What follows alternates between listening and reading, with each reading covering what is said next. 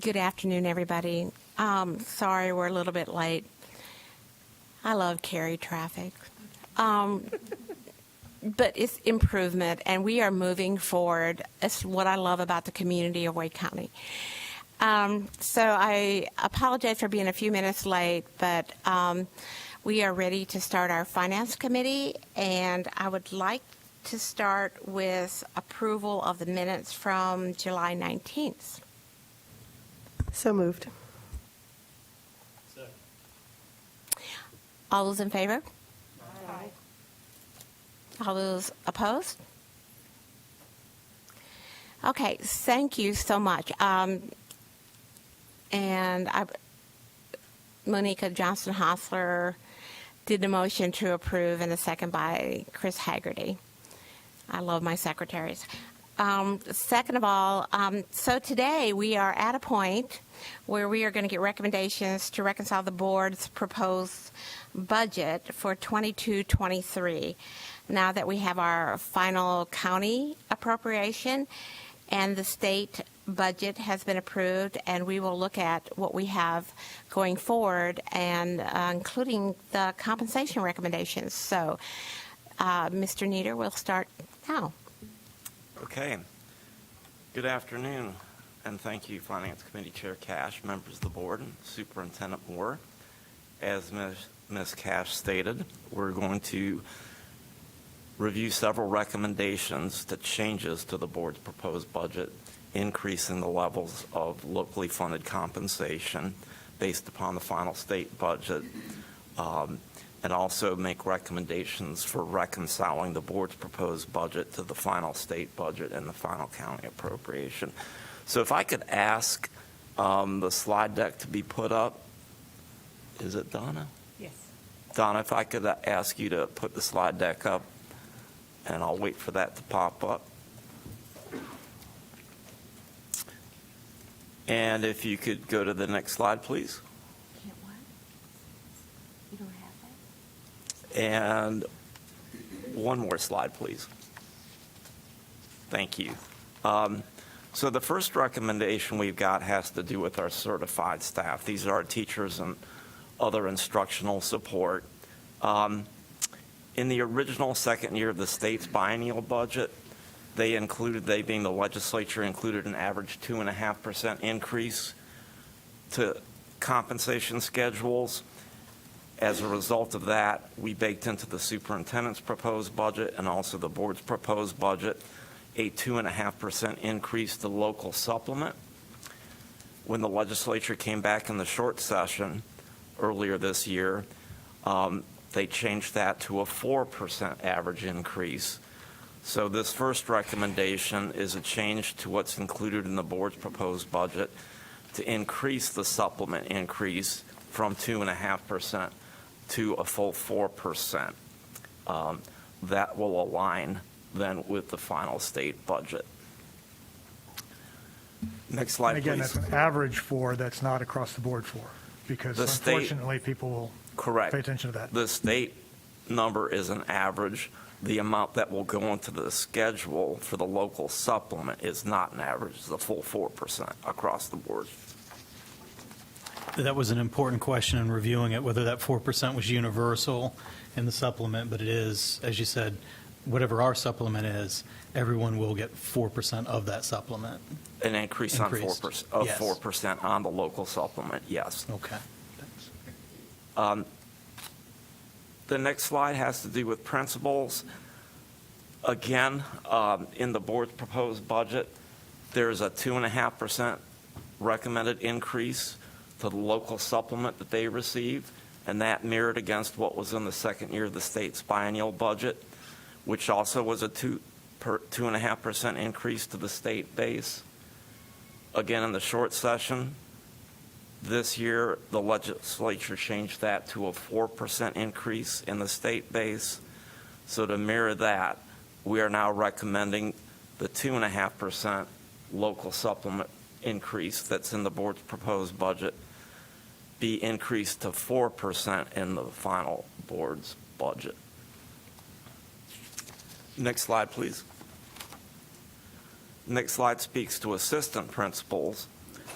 assistant principals are paid based upon what's called the Teacher Schedule A. It's the entry-level teacher schedule for certified staff with a bachelor's degree, no advanced degrees, and no other certifications. They're paid off of that, and with a 19% differential. So the recommendation we looked at a couple slides ago to increase the local supplement for the certified staff from 2.5% to 4% transitions over, because they're paid off the same schedule, to assistant principals as well, plus the 19% differential. Next slide, please. And the last group of individuals are non-certified personnel and central office support staff. These include graded positions, everything from our front office staff in schools, our child nutrition workers, custodial staff, data managers, instructional assistants, graded positions in the central office, and also our administrator bands, administrators, senior administrators, directors, senior directors, and then counterparts in our technology services division that are on what we call our tech bands and also the SLT bands. The board's proposed budget includes an increase for non-certified staff to a minimum of $16 per hour, or a 2.5% increase, whichever is greater.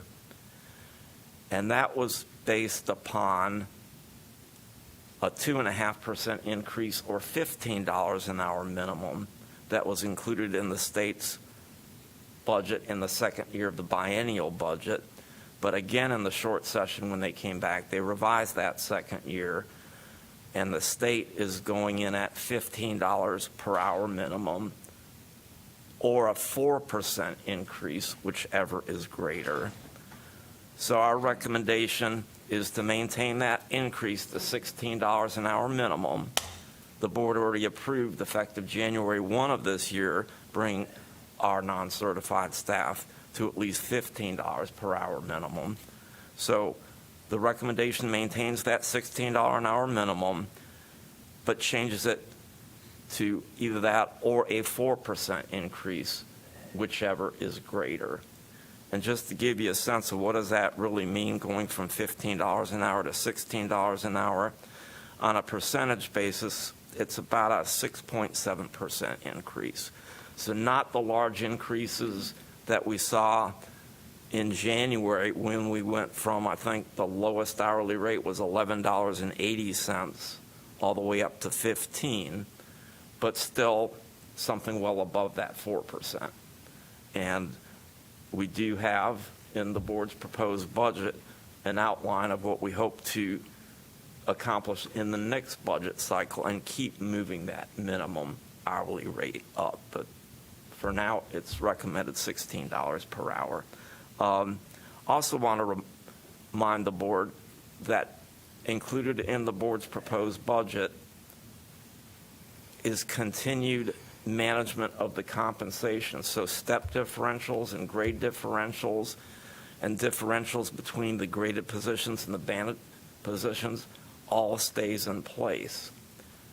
And we've learned that other districts have not built that in. Most other districts have not managed forward for compression. And the state, when they put the $15 an hour minimum out there for all state employees except for employees of LEAs, and I believe that was in 2019, has not addressed compression. So I believe this board's decision to focus on that at the front end, we started on that in what was implemented in January of this year when we went to 15, and it continues to be managed by the board's proposed and adopted budget is work well done in preventing a problem as opposed to kicking a big can down the road. Mm-hmm.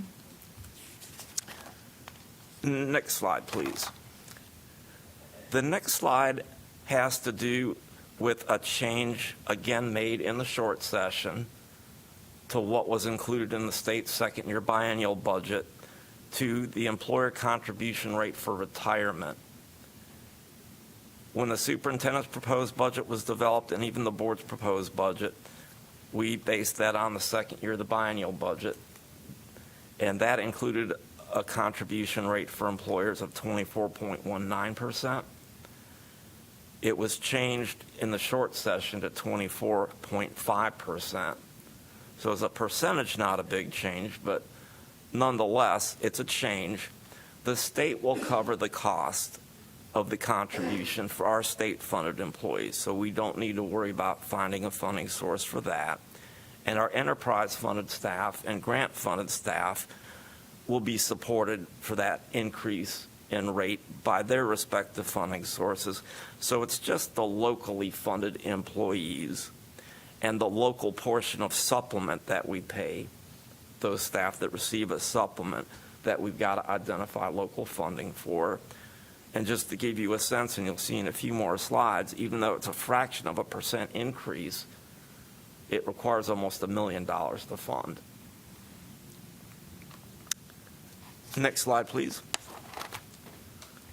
So now we're going to start looking at the cost, the increased cost of these recommendations we just finished reviewing with you.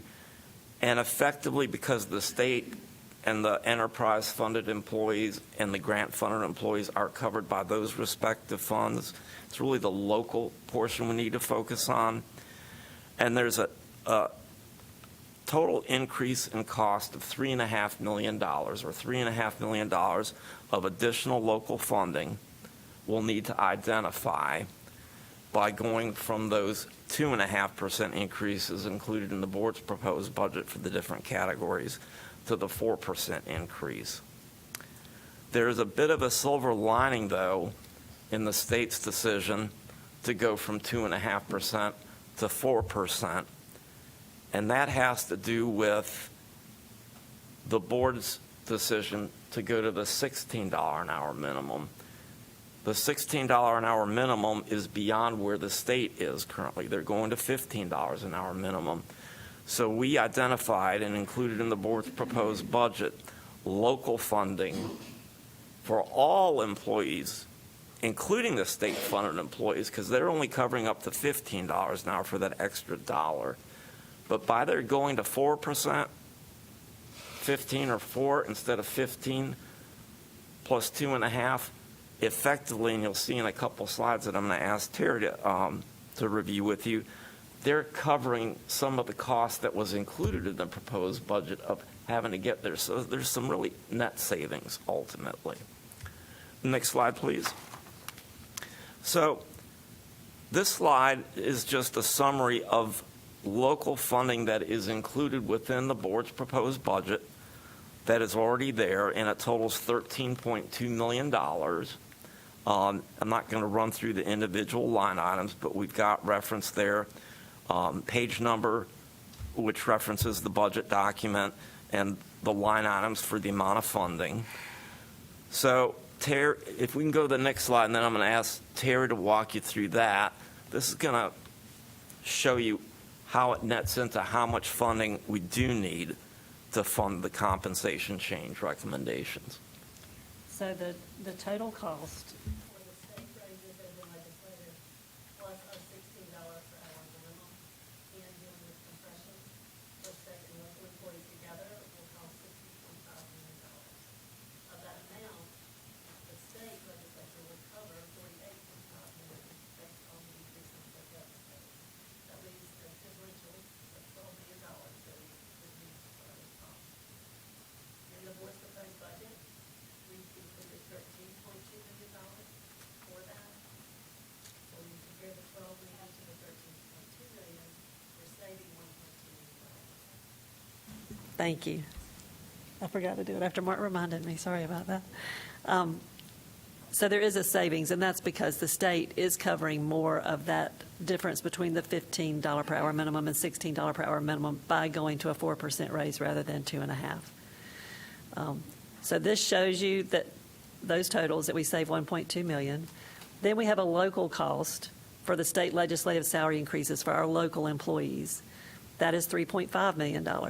So when you net those two against each other, we will need another $2.3 million overall to implement the state legislative raises and including our $16 per hour minimum and addressing compression.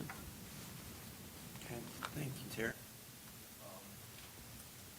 So this next slide is coming out of the reconciliation. The first line item on that is the number Terry just referenced. That's the additional local funding to make the changes that we're recommending today. To go from the 2%, 2.5%, to 4%. Underneath that is the almost $1 million, $900,000 that's required of local funding to meet the new employer contribution rate for retirement. And I guess I didn't turn my mic on either.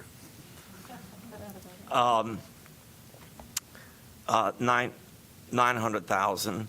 The next line item is the delta between the requested county appropriation in the board's proposed budget and the final county appropriation, and that delta is $6 million. So those all sum to $9.2 million of local funding to reconcile. Good. The next slide, please. So our recommendations for reconciling that $9.2 million, there are three main components of it, and a couple, relatively speaking, minor adjustments. And the first recommendation is to increase our indirect cost revenues by $3 million, our estimates for the year. And that's based upon our review of the final, after we closed out the fiscal year, June 30th, just 2 months ago, or I should say a month ago. Our final revenues for the 2021-2022 year. As we looked at that, and we go through an adjustment period in the month of July, and we looked at the actual revenues after the year closed, we're comfortable increasing our estimate for the 2022-2023 year by that $3 million. The second recommendation is to repurpose lapsed salaries in the amount of $3 million. Again, our vacancy rates in some areas are higher than they were pre-pandemic. We are anticipating that will continue, so we're comfortable making that recommendation. And the third major component of the recommendation to reconcile is to increase the amount of fund balance appropriated into the budget for 2022-2023 by $3 million. And while we will not have the actual final amount of unassigned fund balance as of June 30, 2022, until the external independent financial audit is completed later in the fall, we've got good estimates of what it will be, and we believe that the fund balance unassigned as of June 30, 2022 will be in a similar range, at least, to where it was a year ago. And June 30, 2021, it was in the $45 million range. So given that, we're comfortable with this third part of the recommendation as well. Two, relative to the other three recommendations, relatively minor. There was one business case in the board's proposed budget that requested $180,000 of local funding for the newly opening Wake Early College of Information and Biotechnology in Morrisville. The state, in the short session, approved funding for that school and two other cooperative innovative high schools in other districts. So our recommendation, since we will not be getting state funding, would be to eliminate that business case. The support will still be there for that cooperative innovative high school. And last, a recommendation to reduce a base budget that we use for furniture replacement in the schools by $59,000. We've done an extensive look at the furniture we have in our warehouses, and our levels are such that making this reduction will not diminish our capacity to support our schools when they have needs for replacement furniture. Reminded that during the pandemic, when we started bringing the students back into brick and mortar, was a great example of use of replacement furniture in our primarily elementary schools. All were asking for additional desks, chairs, and tables to address the spacing issue. So again, this recommendation will not impact our capacity to support our schools. Next slide, please. Funding for all other business cases in the board's proposed budget, including the categories I've got listed out on this slide, will remain. The only one that gets pulled is really that one case on the prior slide with the local funding request for the Cooperative Innovative High School. And again, the state is providing that funding. Next slide, please. So today's presentation is just for information purposes, for the board to be able to discuss it, ask questions about it, potentially redirect staff to come back with some alternatives if that's where the board decides to go. And our target will be to come back to you in 2 weeks at your board meeting on the 16th and ask your consideration of approval of these recommendations, or if you redirect whatever additional or different recommendations we bring back. And if we are able to do that on the 16th, coordinating human resources, finance, HR, payroll, and technology services, we will be prepared to implement these compensation changes for all staff in the September payroll. And that will also include not just the new rates, but also any retroactive pay, because these all become effective on July 1st. So the month of July and August would be paid, the delta would be paid retroactively on the September payroll. And that's our presentation. Go to the next slide, please. Be glad to take any questions or any direction from the board.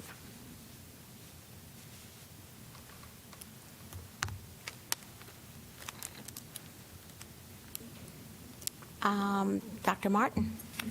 Well, I'll go ahead and comment. I think you all have done as good of a job as possible, given the scenario that we've got. I think it's worth pointing out, though, a few issues relative to the budget. First of all, I do appreciate that the local is 4% across the board, even though the state does this goofy claiming 4%. But that 4% includes the step, which I think is assumed in people's contracts. So I don't think people usually see the step as a raise. And the state has given more of the raises to the beginning employees and withheld the same level of compensation adjustment for more experienced employees. And there's no business that I'm aware of that does not recognize experience. The more time you're in the classroom, the more you learn how to work creatively with students.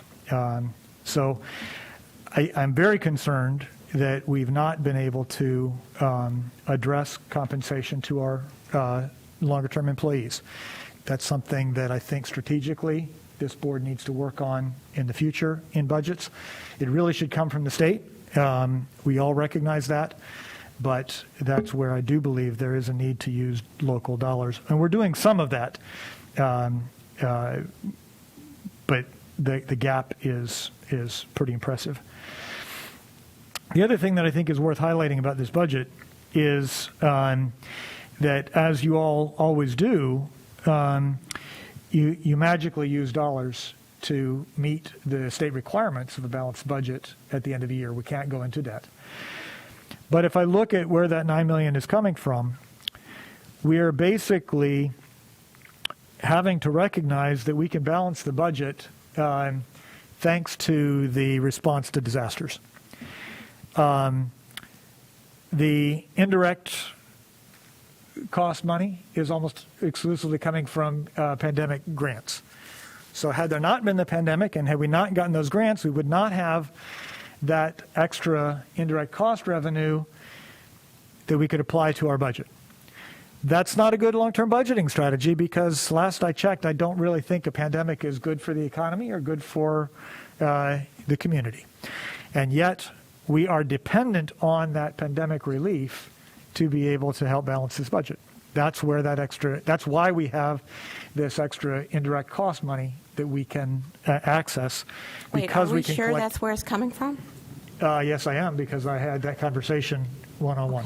That's where the excess in the indirect cost is coming from. We got a lot of pandemic grants. Your indirect cost is basically the indirect cost that you get on all your grants. And we got a larger amount of indirect cost back because of these pandemic grants. But in our audit, there was a big dip in indirect costs, 21, 22. Is that correct? So is this indirect cost going back to pre-pandemic levels, or is it exceeding pre-pandemic levels?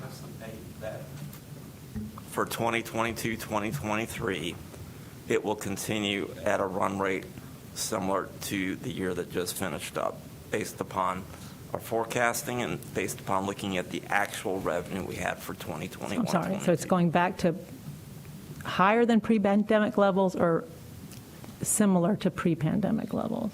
Higher, and that's why we Okay. can support recommending Right. adding 3% to our estimate of the revenues. It's an estimate. We won't know what the actual revenues are until the full year is But concluded. there was a big dip in 21, 22. I just want to make sure that we're accurately, Yeah, I do too. I want to be making these clear about statements. this because I think indirect cost is important. So the big reduction, it's really in 2021, because we haven't done the audit for 21, 22 I'm sorry, yet. yes, I misspoke. We had a big dip in 'Cause I was just looking at the 2021 audit. due to child nutrition.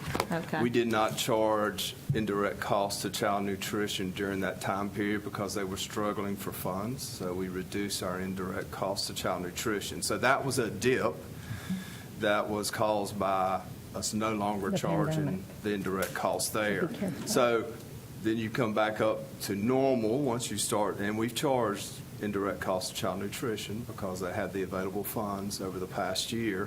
And then because of the new federal program supporting the ESSER funding has caused it to increase additionally.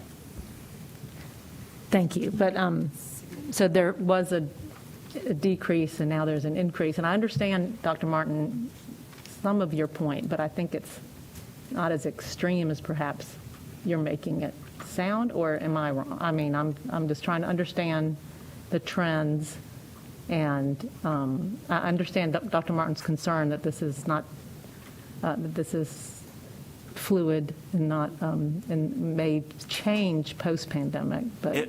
It will, and I will remind the board. It will what?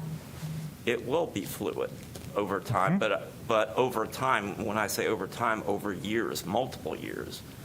But I remind the board that a budget is an estimate, it's a starting point, and the board's budget is fluid on a daily basis, a monthly basis, a quarterly basis, an annual basis, and even from year to year. And I think at one of your next Finance Committee meetings, we're going to share with you monthly and quarterly reporting that we do to the board to give you and members of the public an idea of what we do to maintain transparency and share when those changes are coming up. But in any enterprise or organization, small or large, there are unanticipated things that come up, and if the pandemic wasn't the best example of that, that come up throughout the year that we manage through unanticipated expenditures, revenues that may come in higher, revenues that may come in lower. One of our general revenue streams, for example, is fines and forfeitures. We forecast that, but we won't know for sure what the actual amount is till we actually receive the fines through the court systems. So we're comfortable with making the Dr. Martin, I didn't mean to recommendations interrupt before you. I just wanted to be sure that's we're fine. all We- on the same page with indirect cost and the future for that. Absolutely. We want clarification on that. My point in raising this is indirect costs come only from grant money, right? Indirect costs don't just come out of the blue. So you have to receive grants to get indirect costs. This is where I raised question about when I first saw this information, because how do you magically generate indirect cost revenue? The only reason we get an increase in indirect cost revenue that we can apply to the budget is because we had an increased amount of grants. We have an increased amount of grants right now because of the pandemic, not because that's something that's going to last long-term, right? So if we're talking about negotiating budgets with the commissioners long-term, should this be a continuing revenue stream, or is this an unusual revenue stream? This is an unusual revenue stream needed for this year, but it's not something long-term we can plan on. That's my point for raising that Ms. issue. Kimsey? The second What Dr. revenue, Martin is, well, what Dr. Martin's saying is true. When I look back before the pandemic, we were collecting over $5 million a year in indirect costs, not just from grants, but also from our enterprise funds. We also charge indirect on that. And last year, we collected over $10 million, closer to $11 million. So the uptick is tied to some of our one-time grant funding. So it will be something we need to adjust over time. It's one of the things we watch closely every month. So there will come a point as those federal one-time dollars decline that our indirect cost revenues would decline. And we would include that in a future budget year as we see the need for that to reduce. Thank you, Ms. Kimsey. That's well explained. right, Okay. so the point is that this is going to be dollars that are going to need to be made up down the road. The second area is lapsed salaries. And this is a little bit of a self-defeating issue. Now, we have lapsed salary dollars. We should use it, absolutely. But a lot of our lapsed salaries, for example, are in transportation, where we don't have enough school bus drivers.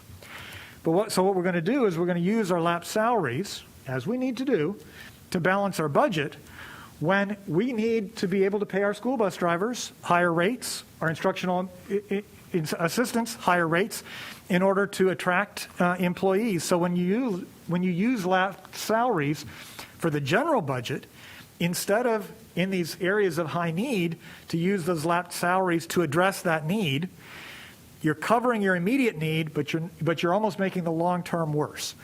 So lapsed salaries, again, it's money that we have that we need to, in the short term, use to address the budget. But from a long term strategy, if we use that lapsed salaries to balance the budget, instead of addressing the need for which those salaries are lapsed, we're running ourselves into a long-term trouble. We should be able to use that lapsed salary money, for example, in the transportation sector to increase the wages of our school bus drivers. That would be neutral then to the overall budget, but we can't do that. We're taking these lapsed salaries from the areas of need and placing them into the general budget. So that's understandable, but we don't know that it's just salary that bus drivers went. No, I'm not saying salary is Mr. all of it, Hagerty. but I'm saying salary is a big issue. So I'm confused. So when I look at the need to reconcile the budget, we see 9.2 million. Correct. We see 2.3 million of that staff compensation, and part of that being the increase from the $15 to the $16 an hour and the 2.4, 2.5 up to the 4%. So that would be increasing staff compensation, and that's certified and non-certified. Correct. So if the amount that we get from repurposed lapsed salaries is $3 million, and we have $2.3 million in staff compensation costs, aren't we using the bulk of those lapsed salaries to put back into salaried compensations to address some of those vacancies and people leaving? So in the total, yes.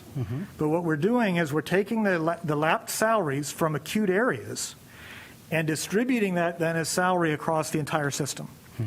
Right? The salary dollars that we're talking about here in the budget are distributed across the whole system.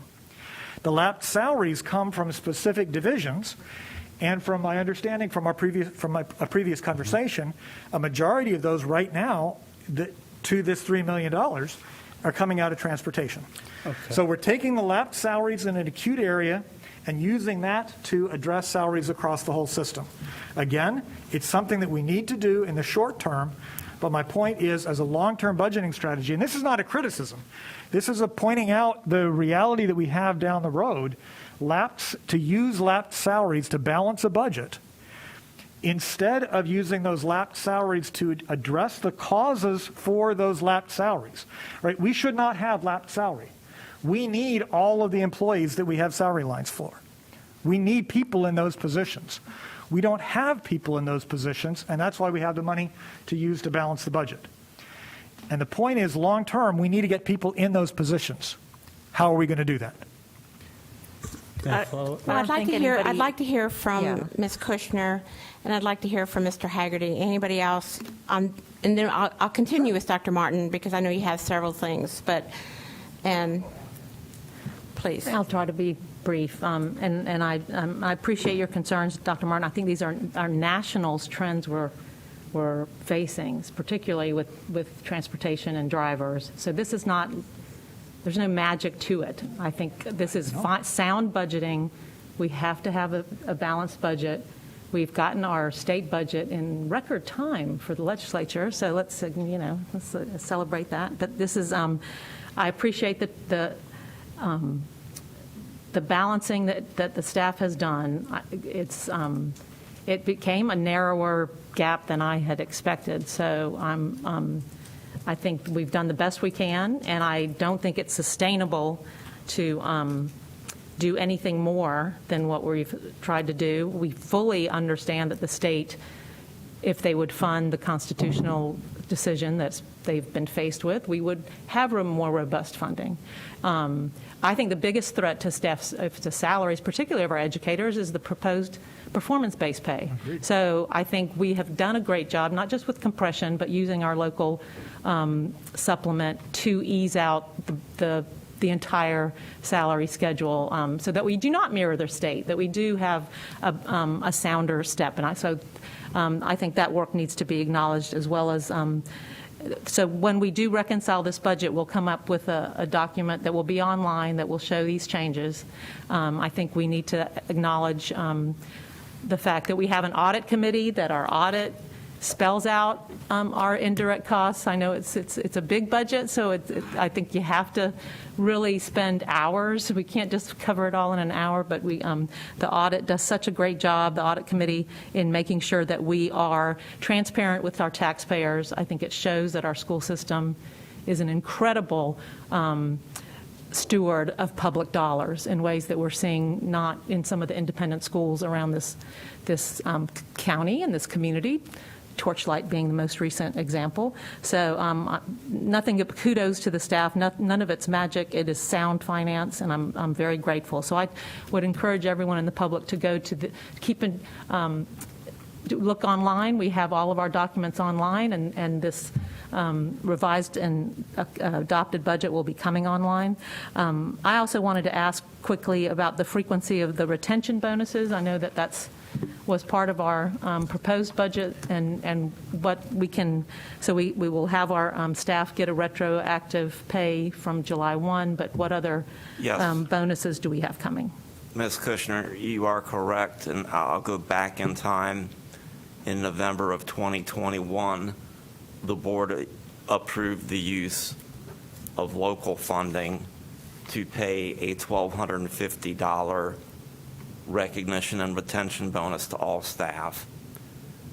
In January of 2022, another $1,250 bonus was paid, retention and recognition, excuse me. In May of 2022, a third $1,250 bonus was paid, and the board has currently approved a fourth $1,250 bonus that will be paid to employees of record in November of 2022. And so that continues, as well as these increases of 4% to the Yes, to the that is supplement. correct. Thank you.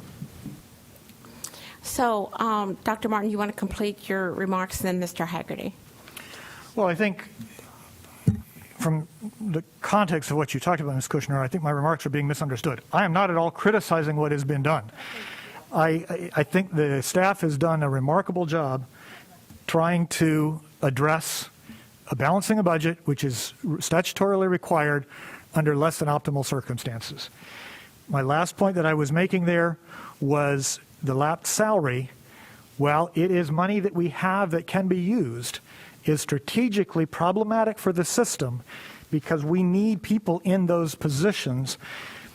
We don't need Part of the issue is when we've talked about budgets, and the commissioners themselves gave us $6 million less than requested, presuming that we over-asked. Well, I think the evidence is pretty clear we didn't over-ask. And the over-ask became worse than the 6 million in part because we have these lapsed salaries, positions that we need filled. So my point here in raising these issues is that while our staff do an amazing job of balancing the budget, we're balancing the budget on one-time dollars. We're kicking the can down the road, and each time you kick the can down the road, it gets bigger, and soon you're kicking an oil barrel down the road, only it's not full of oil that we could sell, it's empty. And so I applaud the staff for what they have done. At the same time, I have to recognize that all of these sources are one-time dollars. We're kicking the can down the road. It's going to get worse. The final thing I was going to mention is also with respect to the bonuses, as I raised it the last time we talked about the budget, is the state budget has all kinds of bonuses for third grade reading, for AIG, for IB, and these kinds of things. These are bonuses that are largely going to be paid to already privileged schools, for lack of a better term. Schools that are struggling more, that don't have as many resources, we already know their test scores are lower. And, people who there are more AAP and IB in the higher wealth schools. And so the bonus structure from the state is disadvantaging people working in struggling schools. I believe that's something that strategically this board, the local budget, needs to address because the state isn't touching it. So those were my points of concern. Not a criticism at all of what staff has done. I think the staff has done a remarkable job with the resources they have available. That's why I wanted to underscore our local across-the-board bonuses. Thank you. Mr. Haggerty? Thank you, Chair Cash. So hearing that additional explanation, I just want to make sure, while respecting Dr. Martin's very valid point about budgeting for the future and making sure that we have an accurate ask, I just want to make sure that there's no misunderstanding or misinterpretation. And so what I need to know is, does the use of lapsed salary from previous years in any way take away any funding from hiring for our current vacant positions? And I would say that the lapse salary is from the current year, not prior years. Okay. And to try to tie your question perhaps to some of Dr. Martin's comments, we are able to recommend that and support it because we do have a higher vacancy rate. And perhaps back to Dr. Martin's point, when and if we reduce those vacancy rates, those lapse salary dollars will lessen. We always will have lapse salaries. We never have 100% filling. And even when we have a filled position, if somebody retires, there's a period of time that it may remain vacant, even if it's only a few months. But when we're talking about a 22,000 some employee organization, even a small percentage of employees or positions being vacant for a short period of time adds up to some significant savings. So I guess we're confident the funding will be there to support this budget for the 22-23 year. As Terry said, we are monitoring the various funding sources and uses every month throughout the entire 12-month year. And when we see something going in a direction that we did not anticipate, or something coming in or over, that's where we can make adjustments, and those adjustments are reported back out to you as budget adjustments.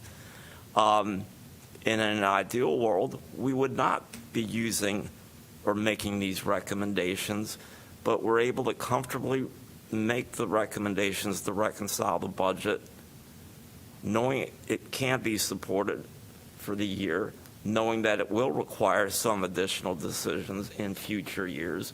But again, that's not perhaps unlike what any budget cycle is like from year to year to year to year.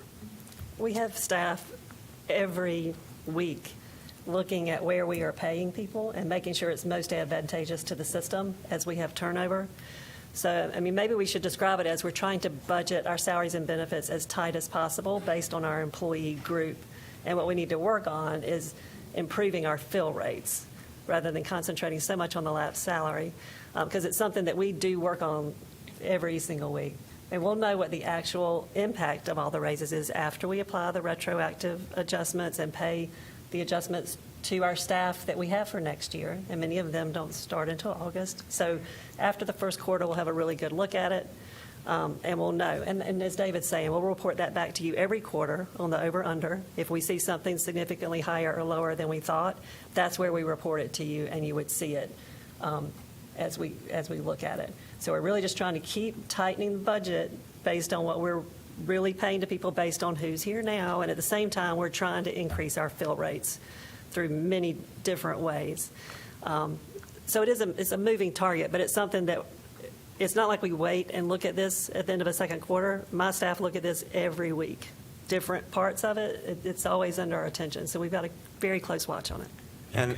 And somewhat related, not as much to the budget, we will be providing an update, I'm not sure through what vehicle, but as we are on the cusp of opening our traditional schools, we'll be providing an update to you on staffing as it relates to our school-based and related. But that's not here, and that's not for the budget. That's an important clarification. I appreciate that. Yeah. Thank you. I want to mention one more thing on that, which is because some of it is transportation, and this is something we've been working with state staff on to request a change, but it never really seems to change. The one allotment we do not know at the beginning of a year is transportation. The state does not release the portion, like more than 20% of our transportation allotment until December. So it's very hard to predict where we are with the transportation budget in total, because a large amount of that will not be certain to us until late in December. It's one allotment that is very much delayed, regardless of when a budget is adopted. So that is one place it takes us longer to know. Well, and I'll add to what Terry shared. We now are just beginning to receive our allotments for the fiscal year from the state for the fiscal year that began July 1. So it's again, it's a fluid process that is managed tightly. That bus transportation allotment has been that way as long as I remember. Forever. No matter who's in administration, it's been 30 years in the making. Yep. Ms. Mahaffey. Thank you, Ms. Cash. And I am curious that when this comes to the board in 2 weeks, if we could see some salary schedule examples of what that jump looks like, just so our employees can kind of see what they're expecting. I don't know if Dr. Mutillo is going to bring us that with HR, and if we need to reapprove those, but I think it's important, not just for our employees, but for the public to know what those jumps look like. Yes, Ms. Mahaffey, we certainly can bring to the board, perhaps in your work session in 2 weeks, an update which would give a sense for all the categories of staff, certified staff, school administration, non-certified staff, what those schedules will look like. And I know we saw them back in, earlier in the year, but I think it's always Yes. important to bring those back up, rather than asking people to go back and reference them, especially when it's our own employees. Absolutely. Thank you. We'll plan on that.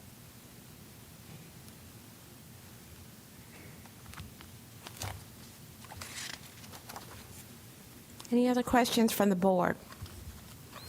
Okay, I'm waiting for the miraculous number that will ever make everybody return to work at an hourly job. I know small businesses and everybody's looking for that magic number that will make people come back to work. And I don't know, it's not just the school system, it's the world, or at least the nation. That's all I can talk about.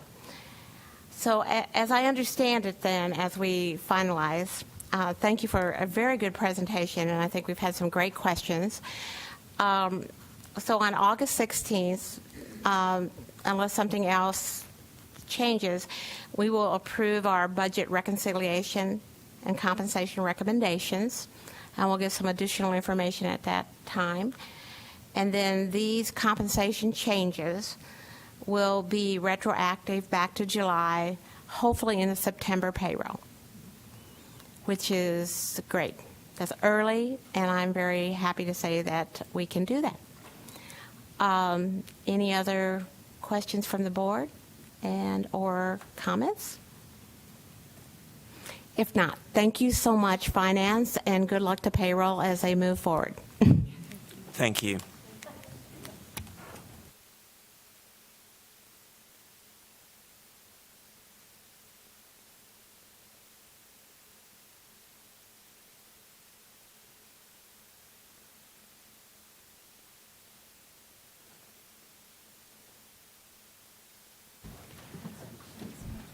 So the meeting is adjourned until we begin the work session at 4 o'clock.